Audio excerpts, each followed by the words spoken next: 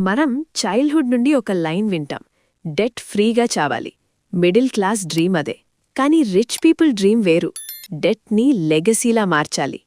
Yes, wealthy people often die with debt, and that's not failure, that's design.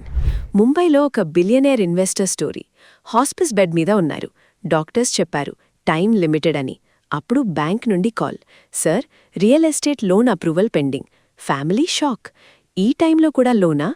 He smiled, లో వాయిస్లో చెప్పాడు, నేను పోతున్నా, కానీ ఈ డెట్ మీరు బ్రతికే వరకు మీకు భోజనం పెడుతుంది. That's the difference. Poor people loan తీసుకుంటే లైఫ్ని ఎక్స్చేంజ్ చేస్తారు, మంత్లీ ఈఎంఐ కోసం ఫ్రీడమ్ని అమ్మేస్తారు. రిచ్ పీపుల్ లోన్ తీసుకుంటే ఫ్యూచర్ ఇన్కమ్ని క్రియేట్ చేస్తారు. సింపుల్ రూల్ ఉంటుంది వాళ్ళకి, borrow only to buy assets that outlive you. Rental buildings, commercial properties, land leases, businesses that print cash without your presence. Asset ఏంటి చేస్తుంది?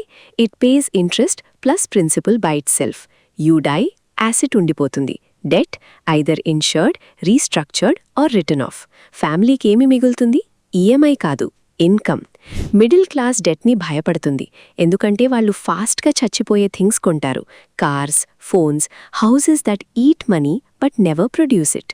రిచ్ పీపుల్ డెట్ని ప్రేమించేస్తారు, ఎందుకంటే వాళ్ళు వాళ్లని మించి బ్రతికే థింగ్స్ కొంటారు.